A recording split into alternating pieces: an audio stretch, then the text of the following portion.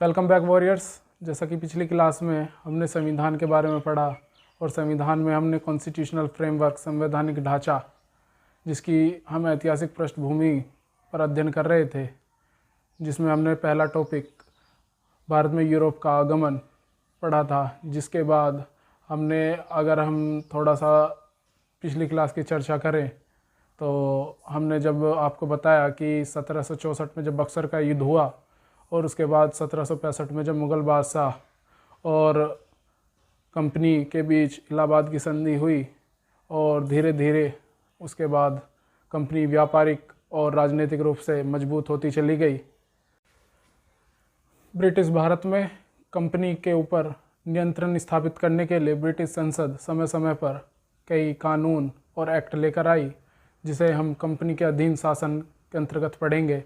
जिसमें जो पहला कानून हमें पढ़ना है, रेगुलेटिंग एक्ट।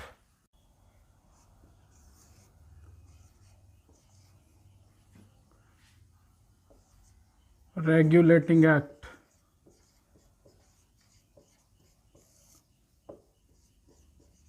1773। इसके बाद 1781 का संशोधन अधिनियम,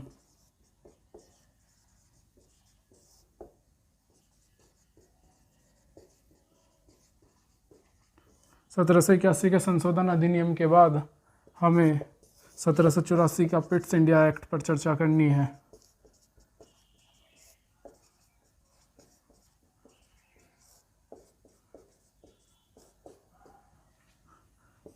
पिट्स इंडिया एक्ट के बाद 1786 का अधिनियम।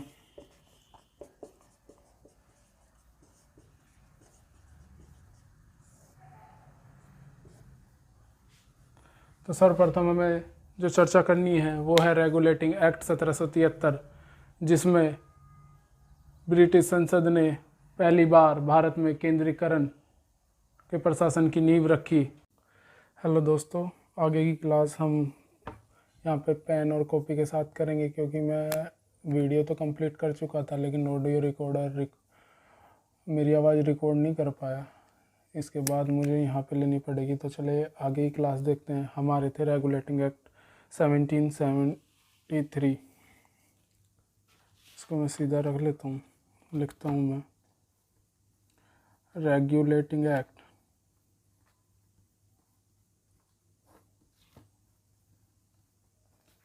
1773।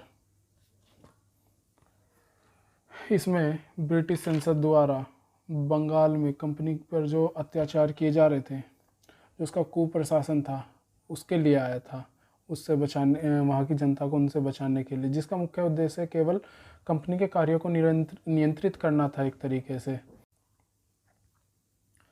इस एक्ट के द्वारा कंपनी को प्रशासनिक और व्यापारिक कार्य के रूप में ब्रिटिश संसद द्वारा मान्यता मिल गई थी। इस एक्ट के द्वारा ही ब्रिटिश संसद ने भारत में जो कंपनी शासन कर रही थी उसके द्वारा केंद्र शासन की सर्वप्रथम नींव डाली थी। तो आइए चलिए इसके मुख्य प्रावधानों के बारे में देखते हैं। सबसे जो पहला प्रावधान था, जो उस समय गवर्नर थे बंगाल के, उनको गवर्नर जनरल नाम दिया गया। जो वहाँ के पहले गवर्नर जनरल बने उनका नाम था वॉरेन हैंगस्टीन।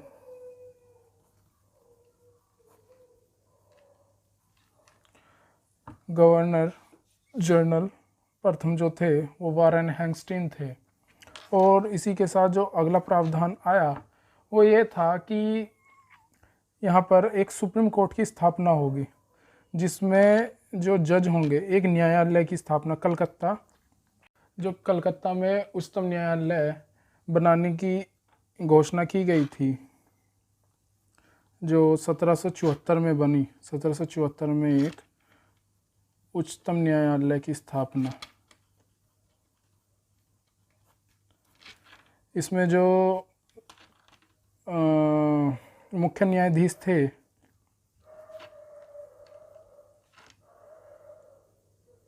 मुख्य न्यायाधीश थे वो एलिजा इम्पे थे। इसी के साथ 3 और अन्य न्यायाधीश थे, लिविंस्टर थे, हाइड थे और चैम्बर्स थे। इसी के साथ जो हमें अगला इसमें देखना है वो ये है कि इसमें जो ब्रिटिश संसद द्वारा कहा गया कि जो कंपनी के अधिकारी हैं वो रिश्वत नहीं ले सकते। रिश्वत बिल्कुल मना कर दी गई थी। ना ही वो किसी भारतीय से तोहफे ले सकते थे और ना ही रिश्वत ले सकते थे। और साथ ही जो वहाँ था कि जो एक कोर्ट ऑफ डायरेक्टर के माध्यम से कंपनी का नियंत्रण ब्रिटिश संसद द्वारा किया गया था। यहाँ पे एक कोर्ट ऑफ डायरेक्टर्स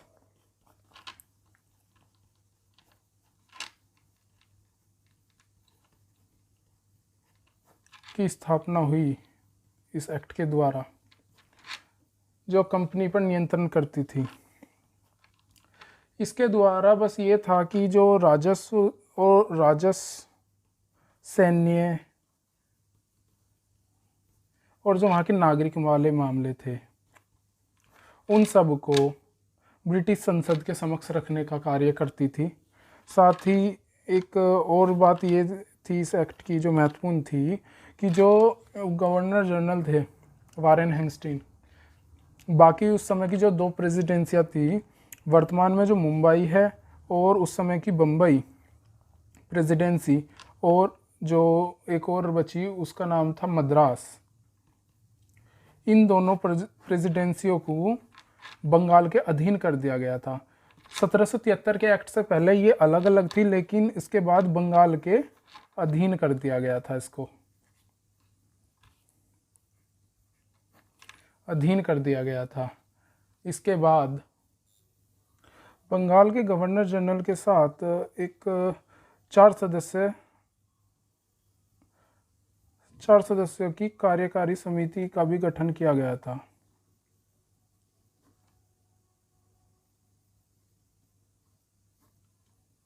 ये इस रेगुलेटिंग एक्ट की प्रमुख बातें थी। इसके बाद हमें जो देखना है वो देखना है 1781 का संशोधन अधिनियम, जिसे अमेंडमेंट एक्ट 1781 भी बोलते हैं। इसको जो हमें देखना है ये है 1781 का संशोधन अधिनियम।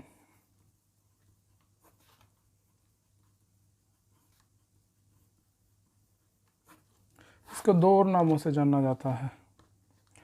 2 नाम है इसके। एक तो है इसको अमेंडिंग एक्ट ऑफ 1781 और साथ में इसे बंदोबस्त कानून,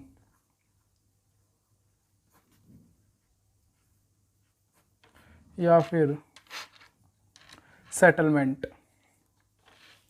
सीधा कर लूँ मैं अगर,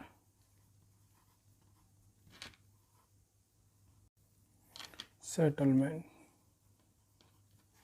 एक्ट के नाम से भी जानते हैं।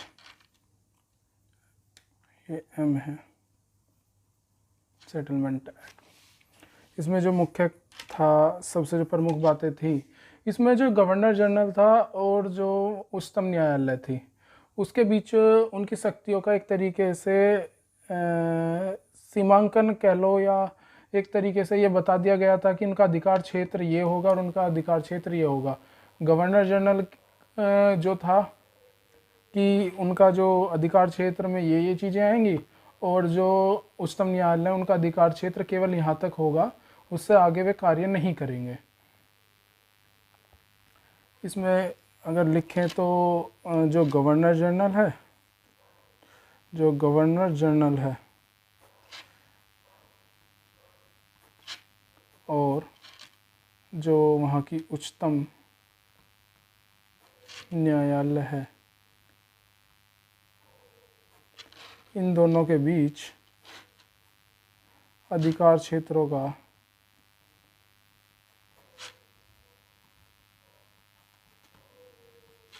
सीमांकन हो गया था।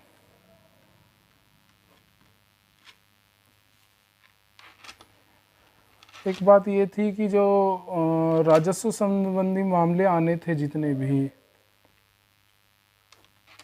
उच्चतम न्यायालय में, उनको अब हाई कोर्ट से राजस्व संबंधी मामले जो थे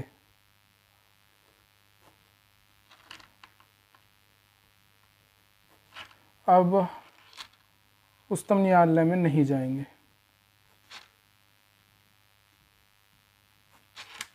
वे अब जो जाएंगे वो जाएंगे सीधे कहाँ पे, गवर्नर जनरल की काउंसलिंग में। तो गवर्नर जनरल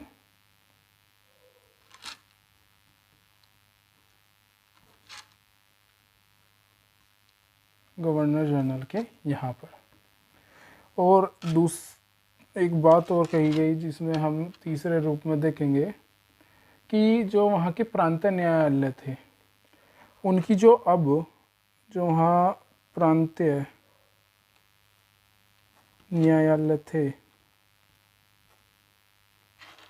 उनकी जो अपील थी अब वो सीधे गवर्नर जनरल काउंसिल के यहाँ पर होनी थी, ना कि सर्वोच्च न्यायालय में। जो भी अपील होगी वो यहाँ पे होगी, जो वहाँ की उच्चतम न्यायालय है वहाँ पर नहीं होगी।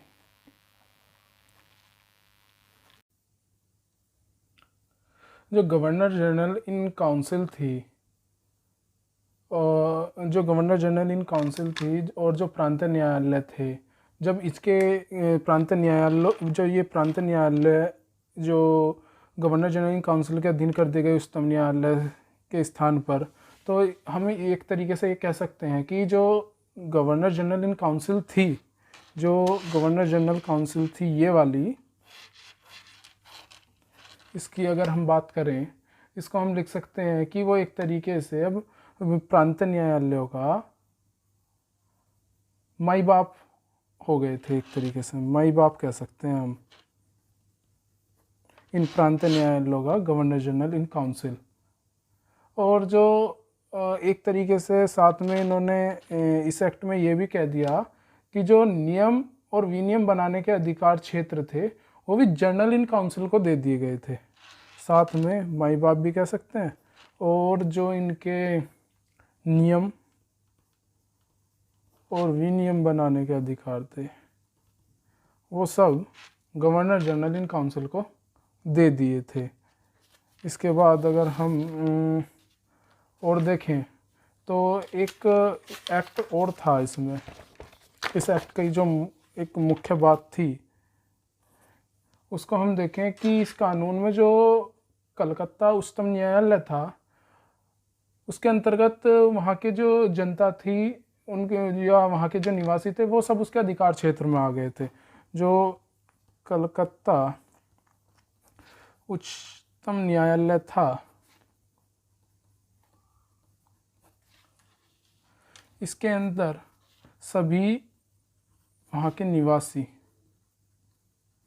अधिकार क्षेत्र में आ गए थे। और उन सब के लिए ब्रिटिश संसद ने ये कहा कि जो न्याय होगा वो इस आधार पर होगा कि जो हिंदू हैं और जो मुस्लिम हैं, इन दोनों का जो न्याय होगा वो उनके धर्म के हिसाब से होगा। जो इनके जो निजी धर्म के निजी जो धर्म है, जो हिंदू और जो मुस्लिम है उनका जो न्याय मिलेगा वो उनके धर्म के हिसाब से मिलेगा, जो उनकी भावनाओं को ठेस ना पहुंचाए, धर्म के आधार पर अलग अलग। और इसके बाद जो हमें देखना है, जो हमारा अगला है वो है 1784 का पिट्स इंडिया एक्ट।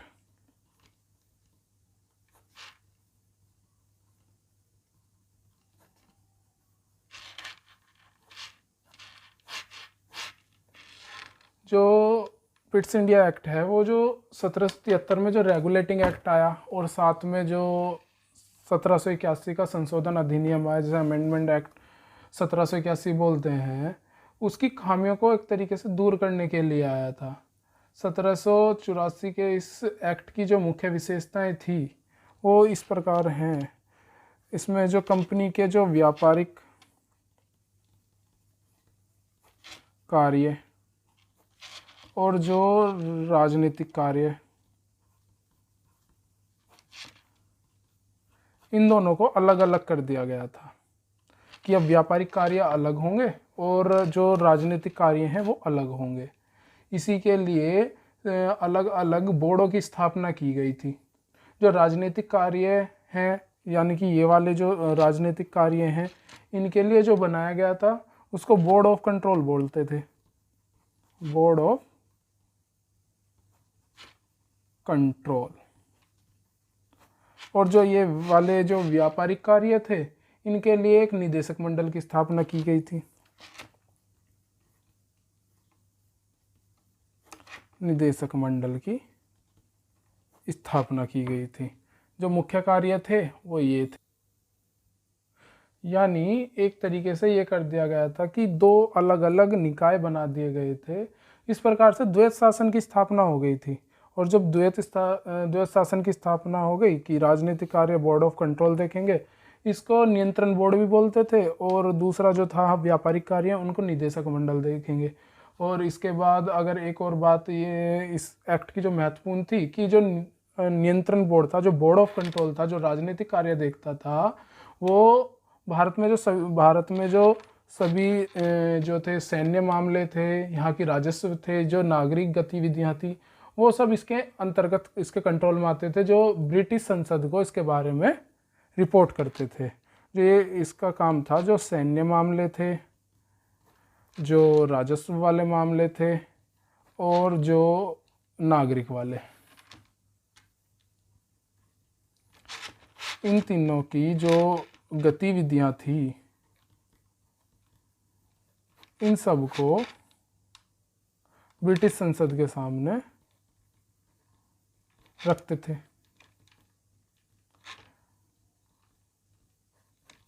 थे या पेश करते थे।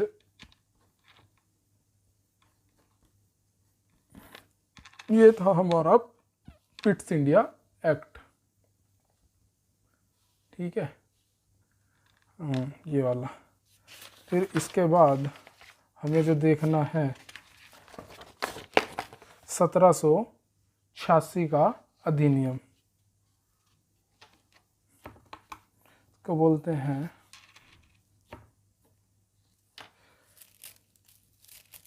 1786 का अधिनियम।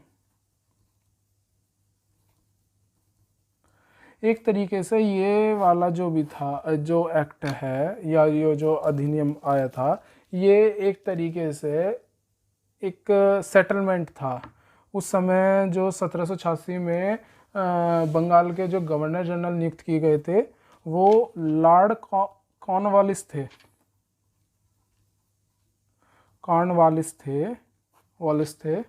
इन्होंने अपने पद को ग्रहण करने से पहले ब्रिटिश संसद के सामने दो शर्तें रखी थी। वे दो शर्तें क्या थी? पहला, कि जो वहाँ का जो सेनापति था कंपनी का, यानी कि जिसको दूसरी भाषा में कमांडर इन चीफ भी बोलते हैं,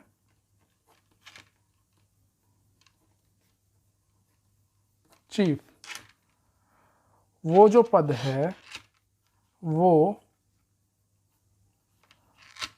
यानी कि गवर्नर जनरल,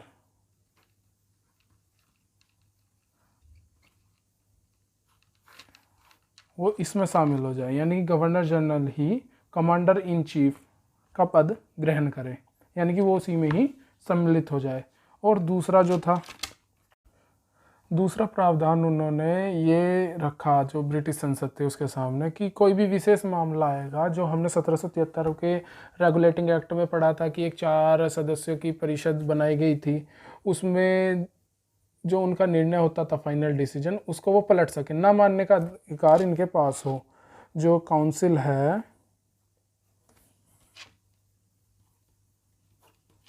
उसके फैसलों को न मानने का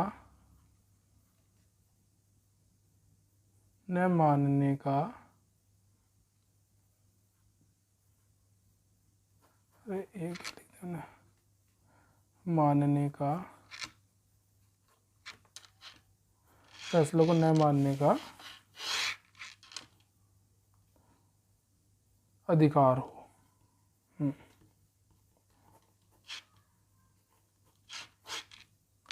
ये था 1786 का अधिनियम। इसके बाद जो हमें अगली कक्षा में पढ़ना है वो है सब चार्टर एक्ट। अब जो अगली कक्षा होगी उसमें हम चार्टर एक्ट की श्रेणियाँ पढ़ेंगे।